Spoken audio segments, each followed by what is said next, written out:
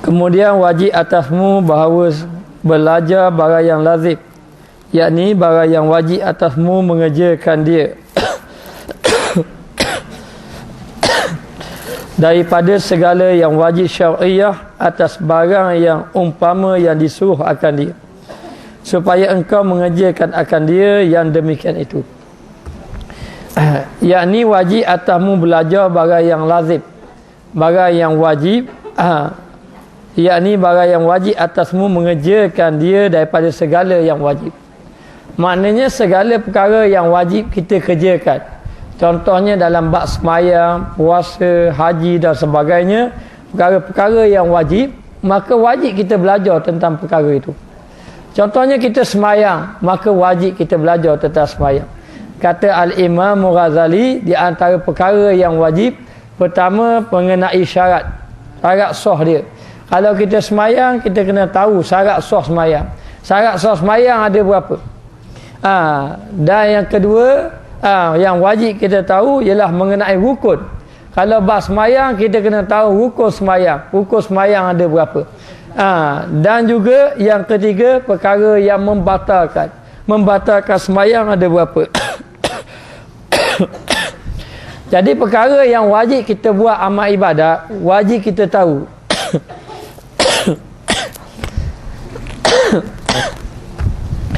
Wajib kita tahu perkara tersebut. Jadi siapa yang buat ibadat, perkara yang wajib dia kerjakan, kemudian dia tidak tahu,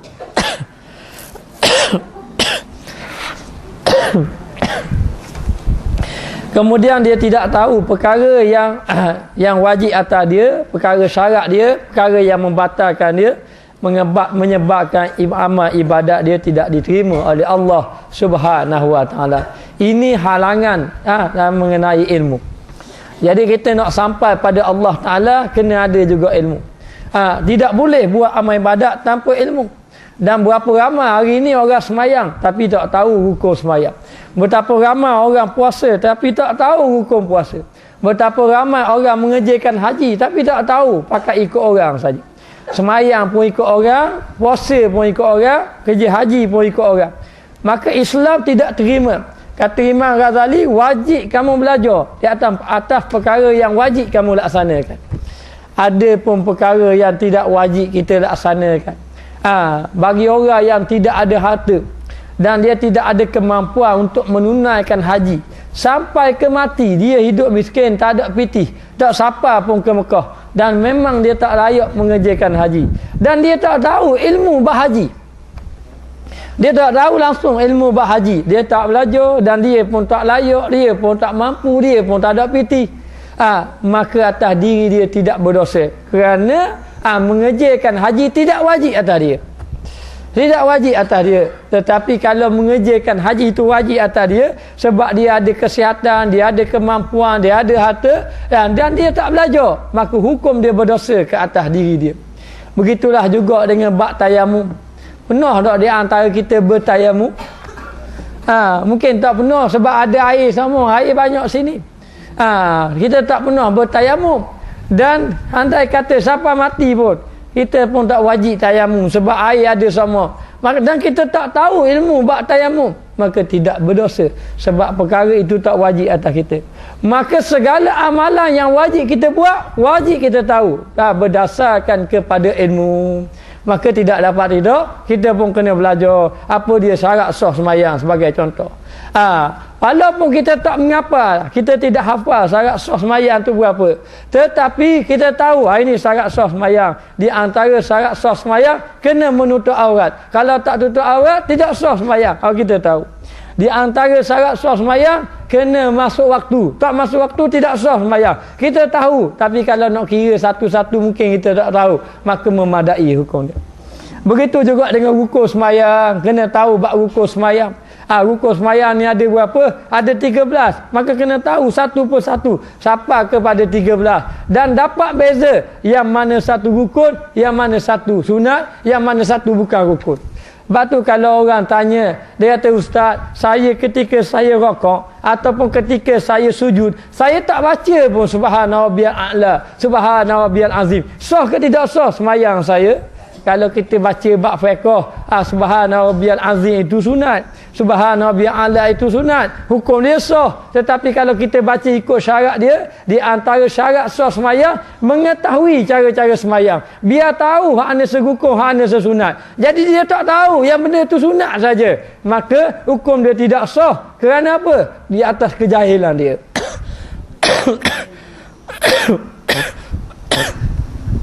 Maka wajib atasmu mengerjakan dia pada segala yang wajib syarak. Yang wajib syarak, wajib yang kita laksanakan buat. Kenapa? Di antaranya puasa. Maka lazim atasmu belajar ilmu bab puasa. Atas barang yang umpama yang disuruh akan dia. Jadi barang yang disuruh akan dia oleh Allah Ta'ala. Yang Allah Ta'ala suruh pada kita. Supaya engkau mengerjakan akan dia. Yang demikian itu supaya kamu mengerjakan ibadat tadi berdasarkan kepada ilmu. Maka tidak dapat tidak, kita kena belajar biar kita tahu supaya amal ibadat kita ini diterima oleh Allah Subhanahu Wa Taala. Ingat, agama tidak diterima, tidak ditegakkan atas jahil, ditegakkan atas ilmu.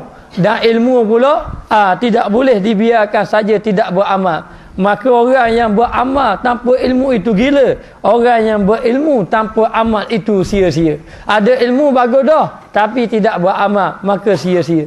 Orang yang beramal tapi tak ada ilmu, ikut orang saja beramal, maka dia seperti orang gila. Bila sebut orang gila, orang tak ambil berat pun. Kau andailah orang gila tu nak kata benda-benda pun, orang tak ambil berat pun. Kalau orang ambil berat perkataan orang gila, orang itulah yang gila. Dia boleh kawan dengan orang gila. Tapi nak beritahu, dia ambil berat pun. Maka demikianlah amal ibadat yang tidak berdasarkan kepada ilmu. Dan barang yang lazim engkau meninggal akan dia, dan kena tahu perkara yang patut kita tinggal. Kena tahu perkara-perkara yang diharamkan. Kena tahu perkara yang membatalkan ibadat. Jadi kita kena tahu dalam bab ibadat, perkara apa yang membatalkan ibadat. Kalau tidak, lepas makan puasa tangan baru. Orang tanya puasa tak? Puasa. Dah baru kejap tadi makan. Kadang-kadang orang semayang. Lepas daripada ketuk pun semayang kot. Sambung sampai habis. Sambung sampai habis. Dia tak tahu perkara tu perkara yang membatalkan ibadat yang dia lakukan. Maka demikianlah juga dengan perkara-perkara yang haram atas dirinya. Seperti minum arak. Kena tahu arak ni hukum dia haram. Seperti berzina, tahu berzina hukumnya haram. Seperti bercampur bebas di antara lelaki dan perempuan, maka hukum dia haram. Seperti mendedahkan aurat, maka hukum dia haram. Kena tahu. Kadang-kadang ada juga tak tahu. Tidak tahu. Bila kita kata wajib bagi wanita tadi menutup aurat. Orang wanita yang keluar daripada rumah tidak menutup aurat dia. Keluar daripada rumah tak pakai tudung. Keluar gitu saja. Orang lelaki pun tengok dia. Ingat, selai rambut saja dia dedahkan di khalayak ramai, maka dia akan diazabkan oleh Allah Ta'ala beberapa tahun di dalam neraka. Apa teh lagi? Biar rambut tu banyak. Dah ada setengah tu botak kepala. Bila orang tanya, tak apa, nak buat berlakon botak kepala tak apa. Ada pula hak ikut akal, dia kata kita wanita ni wajib menutup aurat. Jangan tudung. Dia punya rambut dia kena tudung. Jadi dia malah tudung rambut dia botak kepala. Tu senang. Dia senang, dia kata. Sebab tu dia botak kepala. Jadi dia ingat ke boleh. Ada setengah tu pakai rambut palsu. Dia kata rambut palsu ni, dia tutup rambut dia yang sah, dia pakai rambut palsu. Jadi termasuk juga dalam tutup kepala. Padahal hukum dia tetap berdosa. Maka dia kena tahu perkara yang wajib dia tinggal. Dan banyak perkara-perkara yang dia tinggal. Terutamanya, contohnya riba. Ramai orang terlibat dengan riba. Boleh jadi dia tak tahu benda tu haram. Lepas dia terlibat, baru dia tahu perkara itu haram. Maka tidak dapat tidak, dia kena tahu perkara yang wajib dia tinggalkan.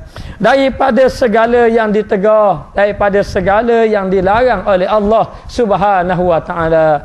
Al-halal al-bayyinun, innal halala bayyinun, wal harama bayyinun, wa bainahuma umur mushtabihat. Sesungguhnya halal itu nyata dah halal. Dan sesungguhnya haram itu nyata. dan di antara tengah-tengah di antara halal dan haram itu ada perkara syubhah. Wa man waqa'a fi syubhah waqa'a fil haram. Barang siapa yang jatuh dalam syubhah, biasanya dia jatuh dalam perkara haram. Maka tidak dapat tidak, dia kena tahu perkara yang ditegah atas diri dia, perkara yang diharamkan atas diri dia. Maka bila dia tahu, hendaklah dia tinggalkan perkara yang diharamkan atasnya. Maka dia kata, supaya engkau tinggal akan dia yang demikian itu. Maka bila kita dah tahu perkara yang haram, maka kita pun tinggal. Sebab tu kita ni nak sapa pada Allah Ta'ala, kena belajar biar kita tahu perkara halal dan perkara yang haram. Kalau tidak, kita buat perkara haram, kita buat amal ibadat juga pada Allah Ta'ala. Kita sangka dapat pahala, padahal tidak mendapat pahala. Sebagai contoh hari ini, ramai orang yang berpuasa tapi dalam waktu yang sama tidak sembahyang. Puasa-puasa tapi tidak sembahyang. Ramai orang yang berpuasa tapi dalam waktu yang sama mendedahkan aurat. Puasa bukan tak puasa, tapi mendedahkan aurat. Jadi perkara ni menyebabkan amal ibadat dia tidak diterima oleh Allah Subhanahu Wa Taala. Maka bila dia tahu, hendaklah dia meninggalkan perkara yang ditegah itu. Dan jika tiada, maka betapa engkau mengerjakan dengan taat. Jika tiada meninggalkan perkara haram. Jika tiada, yakni tiada meninggalkan perkara haram, maka betapa jika tiada, maka betapa engkau mengerjakan dengan taat yang tiada engkau ketahui akan dia. Maka bila tiada meninggalkan perkara haram, macam manalah ibadat yang kita buat? Kita buat perkara-perkara taat. Kita buat perkara taat, tetapi dalam waktu yang sama kita tidak meninggalkan perkara yang ditegah oleh syarak. Sebab tu ada seorang wanita zaman Nabi, dia memang orang wanita yang soleh. Seorang wanita yang soleh, pada waktu malamnya dia bangun sembahyang tahajud, semayang malam. Kadang-kadang dia baca Al-Quran. Pada waktu siang pun dia begitu juga menghabiskan masa dengan membaca Al-Quran, dan siang tu dia habiskan masa dengan berpuasa sunat selain daripada di bulan Ramadan. Dan masyhur dia, terkenal dia, orang yang kuat amal ibadat kepada Allah Subhanahu Wa Taala. Bila sebut saja nama wanita tadi, orang tahu wanita ni memang wanita yang soleh. Maka ramailah sahabat Nabi bercakap-cakap tentang wanita tadi. Dan disangkakan wanita itu memang soleh di sisi Allah Ta'ala. Akhirnya sahabat Nabi pun berjumpa dengan Rasulullah sallallahu alaihi wasallam, bertanya kepada Rasulullah, "Wahai Rasulullah, bagaimana pendapat kamu mengenai wanita itu?" Wanita yang mana? Wanita yang malamnya sembahyang malam, siangnya menghabiskan masa berpuasa sunat. Bagaimana pendapat kamu tentang wanita tadi? Nabi mengatakan bahawa wahia finnar, wanita itu duduk dalam api neraka. Duduk dalam api neraka. Wanita macam mana? Wanita hak malam tu sembahyang tahajud. Orang hak sembahyang tahajud dah. Sembahyang tahajud maknanya ahli ibadat dah. Yang banyak baca Quran dah, siang malam baca Quran. Kemudian bila ada waktu, bila ada je masa dia berpuasa sunat. Memang terkenal orang yang soleh dari segi ibadat. Tetapi dia tidak dapat meninggalkan perkara yang diharamkan oleh Allah. Dapat tinggal ada perkara yang haram oleh Allah, di antaranya dia tidak dapat menjaga lidah dia. Tak dapat menjaga lidah dia. Akhir sekali terbukti apabila Nabi panggil dia, kemudian dia pun muntah. Bila muntah, nampak ada seketul daging dalam muntahan dia itu. Rupa-rupanya dia tidak dapat menjaga lidah dia. Itu perkara yang haram, dia tak tinggal. Perkara yang haram dia tak tinggal, tetapi ibadat dia buat, ketaatan dia buat. Maka macam mana ibadat tu nak diterima oleh Allah Subhanahu Wa Taala? Tidak dapat tidak. Kita kena belajar, dan kita tahu benda ni benda haram, benda ni benda yang tidak boleh. Kemudian kita tinggal. Biarlah kita buat amal ibadat berdasarkan kepada ilmu dan meninggalkan perkara yang diharamkan oleh Allah Subhanahu Wa Taala. Maka dia kata, bagaimanalah betapa engkau mengerjakan dengan taat. Macam mana buat amal ibadat taat? yang tiada engkau ketahui akan dia, mu tak tahu pun mu buat perkara haram. Kamu tak tahu pun, kamu tak tinggal perkara-perkara yang diharamkan oleh Allah Subhanahu wa taala. Sebab itu ramai orang yang mendalami ilmu tasawuf. Mereka mendalami ilmu tasawuf, mereka masuk dalam bab tarikat, mereka cuba membersihkan hati mereka, jiwa mereka. Mereka pergi suluk, pergi berjumpa dengan guru beri amalan-amalan zikir dan sebagainya, tetapi masih lagi tidak dapat menyucikan hati dia. Rupa-rupanya masih lagi mengekalkan perkara-perkara yang diharamkan oleh Allah Subhanahu wa taala. Jadi biar kita tahulah perkara yang diharamkan oleh Allah, dan kita tahu perkara yang disuruh oleh Allah Subhanahu wa taala. Bila tahu hal ni haram, kita tinggal. Hal ni yang disuruh oleh Allah, kita laksanakan dia. Dan dia kata tiada engkau ketahui akan dia apa ia, dan betapa ia, maka betapa wajib bahawa engkau perbuat, atau betapa engkau mengerjakan maasi. Maasi itu adalah maksiat. Maka dia kata wajib engkau perbuat, yakni wajib engkau menuntut ilmu, biar tahu. Biar tahu ilmu tadi, biar tahu perkara yang diharamkan, atau betapa engkau menjauhkan maasi yang tiada engkau ketahui bahawasanya. Dan macam mana kamu nak menjauhkan maksiat sedangkan kamu tak tahu perkara yang kamu buat itu maksiat.